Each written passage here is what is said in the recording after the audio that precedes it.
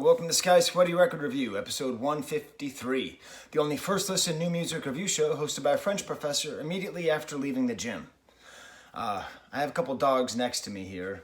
They're a little bit agitated. One of them was chewing on a bone, and so the whole video would have been like the whole time, so I just took it away. Toby's a little mad.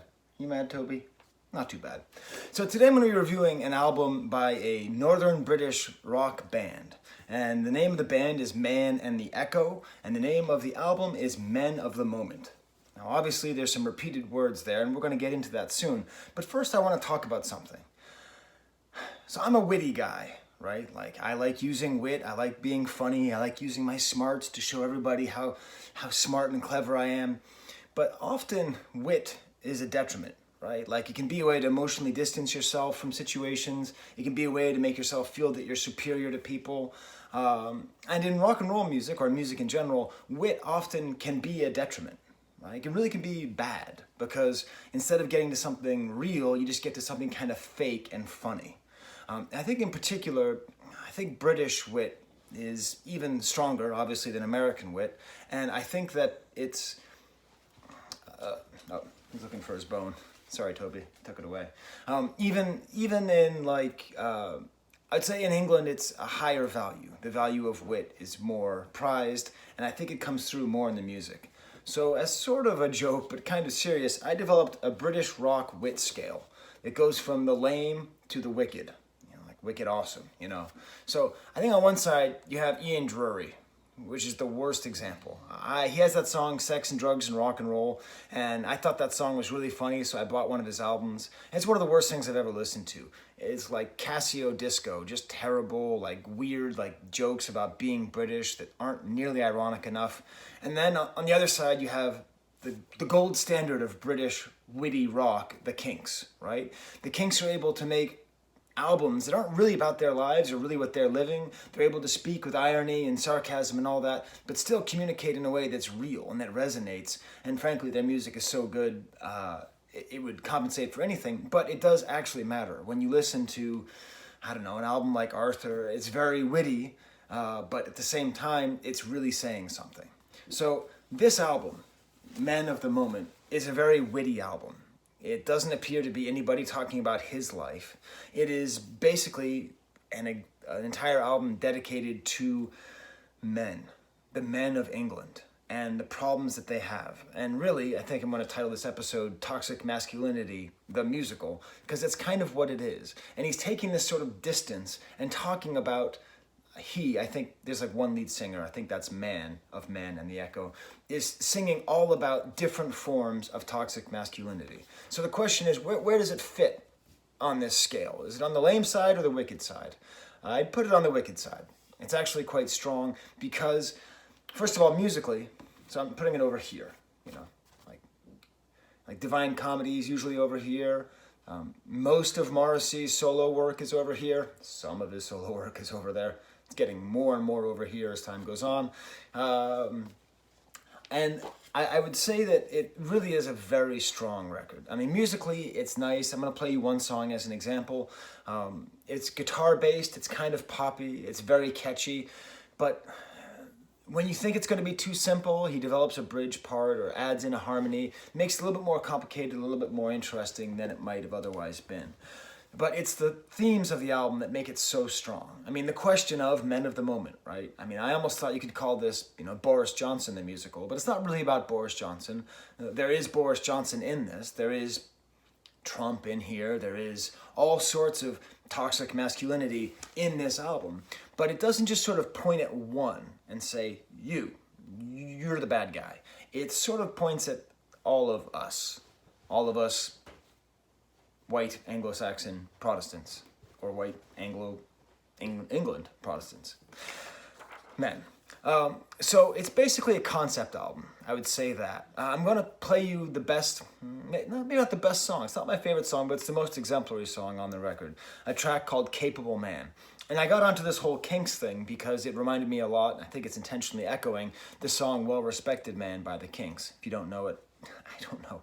Why are you trying to find new music if you haven't listened to A Well Respected Man by the Kinks? So just go and listen to that song right now, if you've never heard it. I'll wait. Open up another window. Okay, so that song, 60s, great song about the desperation that's inherent inside of men who are trying to present a certain amount of rectitude and virility and masculine values. And this whole album is in that vein. And Capable Man is the best example of that. Sort of the most on the nose, I would say, as well. Oh, geez, am I going to use that as my thumbnail? Me touching my nose? Probably not. It's hard for me to find thumbnails. That's, I don't know. Okay, I got to put in my password for my computer. Ray Davies. All right. So I'm going to play this song. I want you to listen to it in terms of the guitar, the guitar work and the drums and the music and how the songs sound. But stop licking yourself. They can hear you on the radio, on the show, and it's very gross. Thank you, boy. Ooh, I see he's wagging his tail now. Go, boy, boy. Yeah, okay. So you can hear like the music and the way that it sounds, and also the thematics of the lyrics, where he's talking about all these different ways that men consider themselves men, like the ability to park, the ability to cook pub food, kind of goes through a whole list of things. So here we go. Capable Man. I have successfully challenged parking fines with my persuasive rhetoric. If a man with a van needs parking out, you better know that I'm on it.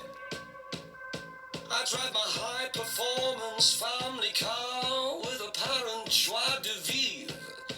I am for small state, low tax, up by the bootstraps, I voted leave. I am a capable man. I am a capable man.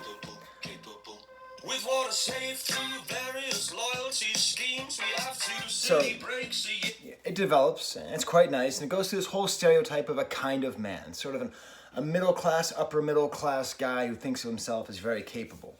But what's nice is it doesn't just stay there. It also goes into the sort of desperation that's kind of inherent in this kind of mentality. So I'll play a little bit of the chorus leading into the verse where he talks about his existential crisis as a capable man.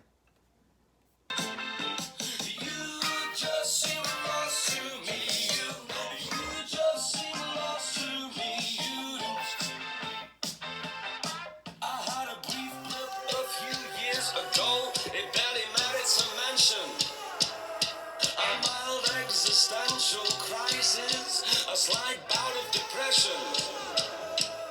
After 6 weeks crying every day, I took a look in the mirror.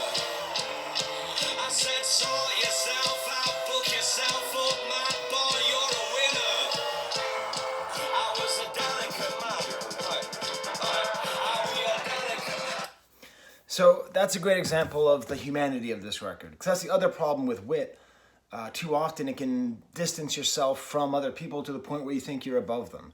And so by actually putting himself in the perspective of this person, that either he's a desperate, delicate person or he's a strong, capable person, it shows the fragility inherent in all of this toxic masculinity, all the performance that goes on throughout this entire album. And most of this album is about different men performances. There's the incident in Partington where it's a guy telling a story about when he got robbed and just the way that they quote him. It reminds me of like overhearing businessmen at lunches. It's my least favorite sound. Like if you're at a restaurant and there's like a bunch of businessmen at a table and there's always the one guy who's talking like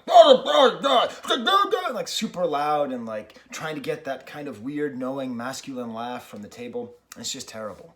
PR masterpiece is like changing a little bit, going like a different way of thinking about performative masculinity as a way of saving yourself from your own mistakes. But most importantly, it goes away from this kind of looking down at working class or upper middle class sort of performative masculinity and actually looks at upper class as well. So the song On Safari is kind of a funny song about somebody who's from the south of London and rich who goes up to the north of England. He's from the south of England, goes up to the north of England and treats it like a safari. And thinks of himself as like in the wilds, in the sticks. Even more sort of self-reflecting is the track Toast, which is this funny look at hipsters, like I recognize myself in it, right? It's all about the ways that looking for the next hip thing, the next hip place is another form of this toxic masculinity, where this guy's talking about all the great places he knows to go, where they read slam poetry off their iPhones, and you don't know how to order, and all this kind of performing and superiority and dominance, that it even reflects itself in, in the artistic crowd, right? It's everywhere. It's not just for the people, who drive lorries, trucks. There's a song about wrestlers, kind of weird sort of broken love songs, and then it ends with the track White Culture. So based on what you've heard me say, you can imagine that white culture isn't a big extolling of white culture. It's actually kind of a funny song where it just goes through a list of famous pedophiles, Gary Glitter and the Jim will fix it guy, serial killers, Ted Bundy, school shooters and mass shooters, Anders Breivik, and just sort of says that they need a pardon for their white culture. So there it is. It's a very strong album. I didn't think I would like listening to it all the way through. And I didn't think I would want to listen to it again. Sometimes when something is like this, it's like a solid concept, ably done, and you think, okay, I'll just move on, and it's because it doesn't have that personal connection, you think maybe you don't want to listen to it. I actually think I'm going to want to listen to this more. The songwriting is strong enough, the production is strong enough, there's enough sort of well-written poppy hooks mixed in with just a general rock and roll presentation that musically I like it, and then lyrically it seems to be getting richer as I go along. The first track, Life on an Island, is talking about self-sufficiency and all that, and I don't know. I think it's really strong, and I think it's needed. I think it's needed that. Okay, this is going to sound super lame. I think it's needed that men really think about toxic masculinity, but it is important. Like, we need to keep thinking about it and think about it in different ways and think about the ways that we constantly perform. And that's the thing about performative masculinity is too often men think that the problem is that they're male. That's not the problem. The problem is that they're performing what they perceive of as maleness. And so I think we need more things like this. This Men of the Moment by Man in the Echo is, I think, an important record. And even better, it's listenable. It's very listenable. Okay, so there you go. I'm gonna... Bo, come here, boy. You wanna say hi to the camera, Bo? Oh. Wanna say hi, Bo? Huh? No? Are you the dog of the moment? Okay. All right, I'm gonna go walk the dogs again. Toby, you wanna say hi? No? All right, I'm gonna give him back his bone, actually. 1 second. Here you go, Toby. See, I'm not a monster. Here you go, Toby. All right. Till next time, there's the camera.